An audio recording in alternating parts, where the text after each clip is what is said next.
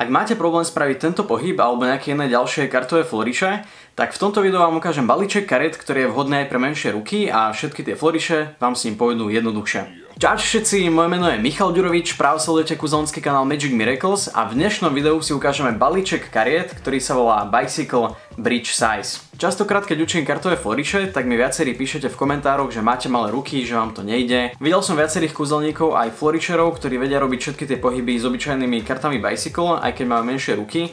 Trvá to viac času, aby ste sa to naučili, ale dá sa to. No a pre tých z vás, ktorí máte možno menej trpezlivosti, tak sú výborné práve tieto karty, zaostrime si ich, pretože majú nejaké vlastnosti, ktoré vám pomôžu pri tých manipuláciách. Neodporúčam ich ale používať úplne navždy, keď trocha vyrastiete, budete mať väčšie ruky, alebo keď sa to naučíte s týmito kartami, tak to možno potom skúšajte s klasickými kartami Bicycle, pretože v tejto veľkosti kariet sa nevyrábajú iné kartové pomôcky a chcete mať čo najširší záber a preto sú dobré potom tie originálne karty Bicycle. Pokúsim sa na tie karty ukázať čo najrýchlejšie a najzaujímavejšie, takže si zoberme balíček a poďme ku stolíku. Ale ešte predtým, než začneme, by som sa chcel v krátkosti poďakovať sponzorovi tohto videa, ktorým je Photolab. Keď sa naučíte nejaké kartové floriše alebo kúzelnícke triky, tak ich určite budete chcieť ukázať svetu, či už na Instagram alebo na Facebooku, na YouTube. A všetky tieto videá môžete natáčať aj na telefón, ale ak chcete zdvihnúť svoju úroveň, tak budete potrebovať nejaké kvalitné vybavenie. A presne to ponúka Photolab, kvalitnú fototechniku a videotechniku. V ich e-shope nájdete všetko potrebné, či už sú to zrkadlovky, objektívy, pamäťové karty, statívy, batérie, čokoľvek potrebujete na natáčanie videí nájdete vo Photolabe. V popise videa nájdete odkaz na ich e-shop, určite sa tam choďte pozrieť, pomôžete tým aj Magic Miracles. No a poďme teraz na recenziu. Najlepšie ako vám ukážem, v čom sú karty Bridge Size iné, je, že si ich porovnáme so štandardnými kartami Bicycle. Keby ste chceli tieto karty potom aj vy, tak v popise videa nájdete odkaz, kde si ich môžete kúpiť. Už hneď keď sa pozrieme na tú krabičku, tak vidíte, že je menšia, alebo teda užšia ako štandardné karty Bicycle. Dobre je vidieť, keď si ich dáme takto pred seba a vidíte, že karty Bridge Size majú o niečo užšiu krabičku a taktiež tie karty sú užšie, ale výška je rovnaká. Krabička sa snaží vyzerať ako obyčajné karty Bicycle, keby vidíte tieto karty z nejakej vzdialenosti, tak aj neviete, že sú iné od týchto.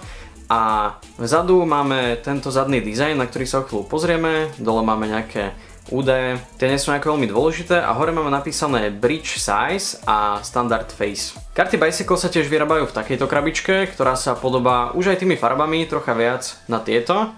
A hore máme potom, teraz dáva zmysel aj ten Bridge Size, lebo normálne je to napísaný Standard Size. Vy môžete mať doma buď tieto karty, alebo tieto, oboje sú Bicycle a nie jeden nie je fake. Poďme sa pozrieť dovnútra. V balíku kariet nájdete štandardne dve reklamné karty.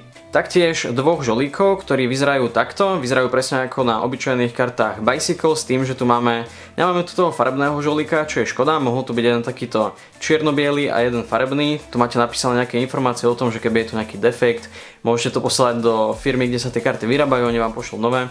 Nikdy to nerobte, drahé poštovné. A tu je napríklad zaujímavé, že na štandardných kartách Bicycle tu máte číslo 808, čo je číslo, ktoré označuje štandardné karty Bicycle a Bridge Size majú číslo 86. To isté číslo nájdete na konci čiarového kódu.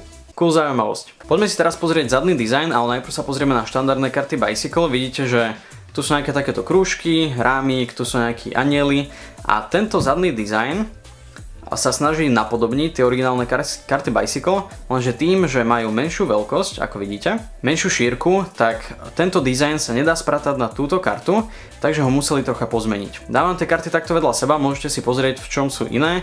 Vidíte, že tí anjeli sú tučnejšie alebo vyzerajú tak trocha inak, ale snažia sa udržať ten dizajn, že v strede sú tie krúžky, potom je tam ten rámik, na okolo sú tie ornamenty. Treba povedať, že krajšie sú štandardné karty Bicycle, ale tieto karty si predsa len kupujete kvôli ich funkčnosti a nie kvôli tomu, ako vyzerajú, ale sú dosť podobné. Poďme sa pozrieť na niektoré karty z balíčka. Tu máme pikové ESO, toto je celkom cool Bicycle Bridge a použili to isté Bčko. Nice.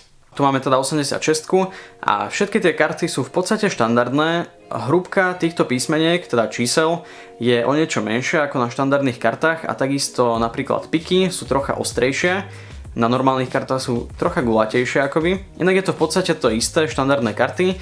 Potom rozdiel ešte na týchto obrázkových kartách je QK, že nevyzerajú možno až tak moderne ako tie na kartách Bicycle, ale nevyzerajú ani tak hrozne ako na kartách Kopák. Myslím si, že je to taký štandardný vzhľad, ktorý nerobí nejaký problém. Tu máme potom káry, tu sú kríže, ESA máme iba s týmto symbolom, okrem pikového ESA a tu sú potom srdcia. tie sú tiež trocha ostrejšie. Vzhľadom sú tieto karty úplne štandardné, môžete s nimi kúzliť, môžete s nimi robiť floriše, ale nikomu sa nebudú zdať v ničom divné. Čo sa týka kvality tých kariet, tak majú ten istý povrch, ako majú štandardné karty Bicycle. Je to v podstate ten istý balíček, len je menší a je lepší pre menšie ruky. Bridge size znamená, že tie karty sú vhodné na kartovú hru Bridge, kde pravdepodobne máte asi veľa kariet v ruke a preto je lepšie, keď sú tie karty užšie. Ale veľmi dobre sa dajú využiť pre začínajúcich kúzelníkov, ktorí majú menej rokov, majú ešte trocha menšie ruky. A ide o to, že keď si dáte takto, zoberme si takto štandardné karty Bicycle, keď si ich dáte do ruky, tak tým, že sú širšie, musíte mať dlhšie prsty, aby ste ich mohli dobre držať, aby ste s nimi vedeli manipulovať. Takisto keď robíte Charlie Cut, tak potrebujete viacej miesta, aby ste vedeli dokončiť toto preloženie a s tým máte viacerý problém, pretože máte menšie ruky. To je teda také zaujímavé riešenie, že tieto karty tým, že sú užšie, tak tu budete mať viacej voľného miesta, môžete ich lepšie chytiť a ľahšie sa robí Charlie Cut, pretože tie karty nie sú také široké a nemusíte tam mať toľko miesta. Viete s nimi robiť úplne v pohode rozprestierania, VR, čo len chcete. Skúsme si dať nejaké Riffle Shuffle. Takisto v pohode je aj Spring. A napríklad také Faro Shuffle sa s nimi robí rovnako ako s obyčajnými kartami Bicycle. Cenovo vychádzajú tieto dva balíčky rovnako, takže skutočne ak máte malé ruky a robí vám problém robiť všetky tie floriše a techniky s obyčajnými štandardnými kartami Bicycle, tak vám odporúčam, aby ste si vyskúšali bridgeové karty. Veľa vecí vám uľahčia, naučíte sa s nimi kartové manipulácie, vyviniete si tie potrebné svaly, ktoré potrebujete mať v ruke a potom keď budete mať trocha väčšie ruky alebo keď sa to naučíte s týmito menšími kartami, tak sa to potom naučíte jednoduchšie aj s väčšími. Napadla mi tiež jedna vec, ktorú môžu využiť aj kúzelníci, ktorí používajú štandardné karty Bicycle. A to je to, že tým, že tie karty sú užšie a majú skoro podobný tvar ako kreditná karta, tak si ich môžete dať do peňaženky. Ja mám napríklad dosť úzke tie časti, kam sa tie karty dávajú, takže mne sa tam nedá dať, ale vy máte možno trocha širšie tie otvory a úplne v pohode sa vám tam zmestí karta, alebo si ju môžete trocha ostrihnúť a môžete mať takto stále pripravenú predpoveď. A napríklad toto by ste nemohli spraviť so štandardnými kartami Bicycle, pretože sú širšie, museli by ste ich skladať. A toto je také pomerne elegantné riešenie, ako tu mať vždy pripravenú nejakú kartu.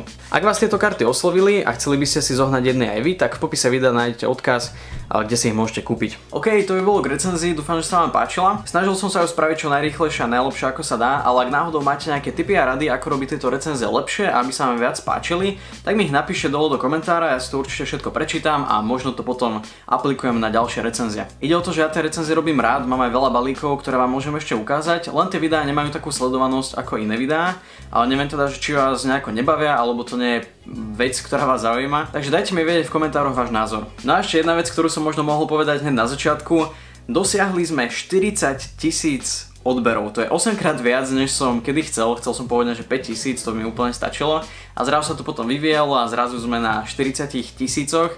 Ďakujem každému jednému z vás, kto odoberáte Magic Miracles a plníte mi sen a ja sa potom snažím plniť sny vám, že vás učím kúzla a všetky tieto veci. Slova som stratil už dávno, posledných pár dní som to aj troška oslavoval, môžeme povedať. Ďakujem ešte raz každému z vás, kto ste súčasťou Magic Miracles, bude mať pre vás nejaké prekvapenie, nechcem vám povedať dopredu aké, ale do takého týždňa dvoch bude špeciál za 40 000 odberov a necháme sa prekvapiť aj vy a ja, čo to bude.